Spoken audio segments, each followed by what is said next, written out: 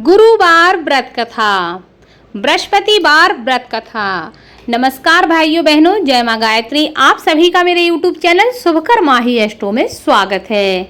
आज मैं आप सभी को अपने इस वीडियो में गुरुवार व्रत कथा सुनाने जा रही हूँ। आप सभी से अनुरोध है, अगर आप मेरे चैनल पर पहली बार आए हैं तो प्लीज़ हमारे चैनल को सब्सक्राइब, वीडियो को लाइक और वीडियो को ज़्यादा से ज़्यादा शेयर करें, ताकि आपके साथ साथ आपके अपने भी इस कथा का लाभ ले सकें और आपके साथ साथ आपके अपनों को भी भगवान विष्णु का आशीर्वाद हमेशा मिलता रहे। भगवान विष्णु की कृपा प्राप्ति के लिए भगवान विष्णु की कथा को अवश्य सुनें।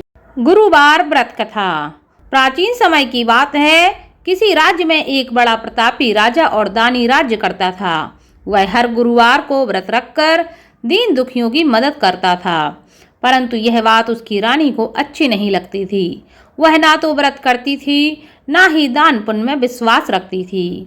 वह रानी राजा को भी ऐसा करने से मना करती रहती थी। एक समय की बात है, राजा शिकार खेलने के लिए बन गए। घर पर रानी और दासी थी।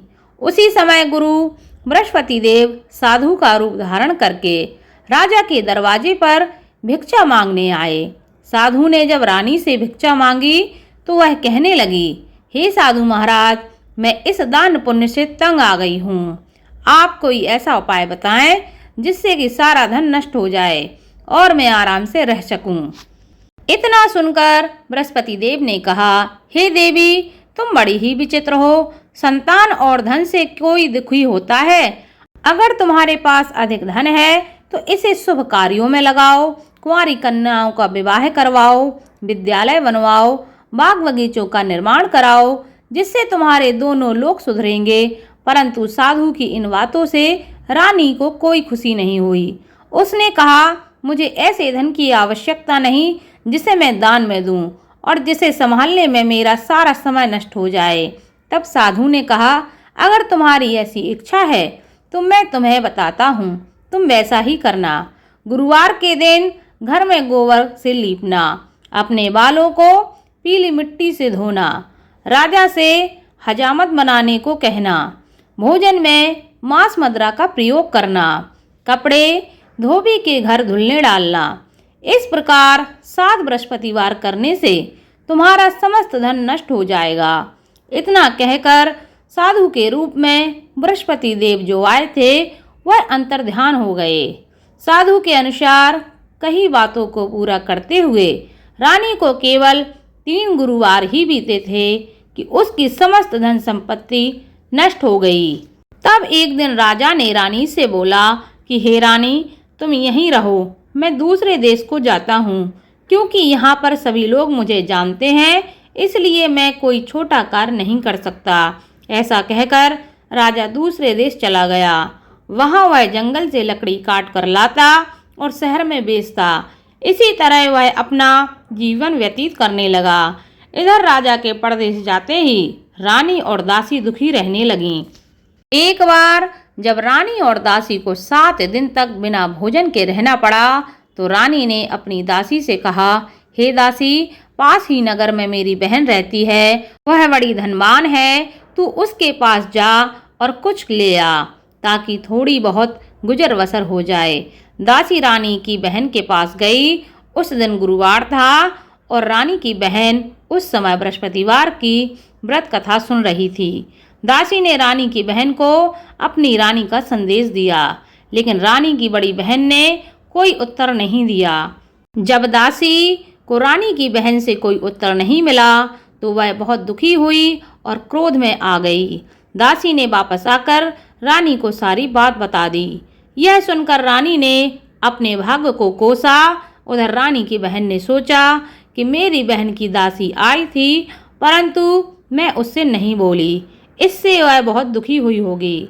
कथा सुनकर और पूजा समाप्त करके वह अपनी बहन के घर आई और कहने लगी, हे बहन, मैं बृहस्पतिवार का व्रत कर रही थी, तुम्हारी दासी मेरे घर आई थी, परंतु जब तक कथा होती है तब तक ना तो कथा के बीच से उठते हैं ना ही बोलते हैं, इसलिए मैं नहीं बोली।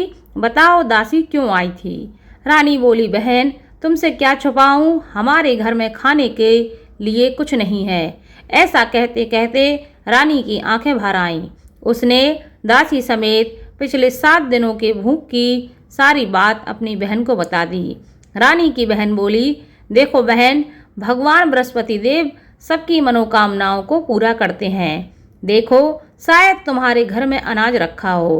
पहले तो रानी को विश्वास नहीं हुआ, पर बहन के कहने पर उसने अपनी दासी को अंदर भेजा तो सचमुच अनाज से भरा एक घड़ा मिल गया। यह देखकर दासी को बड़ी हैरानी हुई।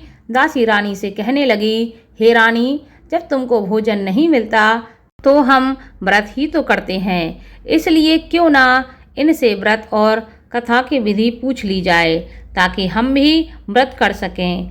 तब रानी ने अपनी बहन से बृहस्पतिवार व्रत के बारे में पूछा। उसकी बहन ने बताया, बृहस्पतिवार के व्रत में चने की दाल, मुनक्का, केले की जड़ में अर्पित करें तथा दीपक जलाएं।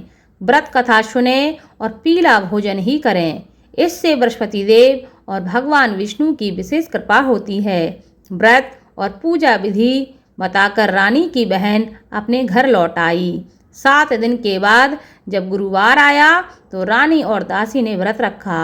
वह घुड़साल में जाकर चना और गुड़ लेकर आई। फिर उसने केले की जड़ तथा विष्णु भगवान की पूजा की। अब पीला भोजन की चिंता को लेकर दोनों बहुत दुखी हुई। चूंकि उन्होंने व्रत रखा था, इसलिए बृहस्पति देव उनसे प्रसन्न थे। वह एक साधारण व्यक्ति का रूप धारण करके 2 थालों में पीला भोजन दासी को दे गए। भोजन पाकर दासी बहुत प्रसन्न हो गई और फिर रानी के साथ मिलकर भोजन ग्रहण किया। इसके बाद वह सभी गुरुवार के व्रत और पूजा करने लगीं। बृहस्पति देव की कृपा से उनके पास फिर से धन संपत्ति आ गई, परंतु रानी फिर से पहले की तरह आलस्य करने लगी। तब दासी बोली, देखो रानी, तुम्हें पहले ही इस प्रकार का आलस्य करती थी। तुम्हें धन रखने में कष्ट होता था, इस कारण सभी धन नष्ट हो गया। और अब जब देव बृहस्पति की कृपा से धन मिला है तो तुम्हें फिर से आलस्य होने लगा है। रानी को समझाते हुए दासी कहती है, बड़ी मुसीबतों के बाद हमने यह धन प्राप्त किया है, इसलिए हमें दान पुण्य करना चाहिए, भूखों को भोजन कराना चाहिए और धन को शुभ कार्यों में खर्च करना चाहिए। इससे तुम्हारे कुल का यश बढ़ेगा।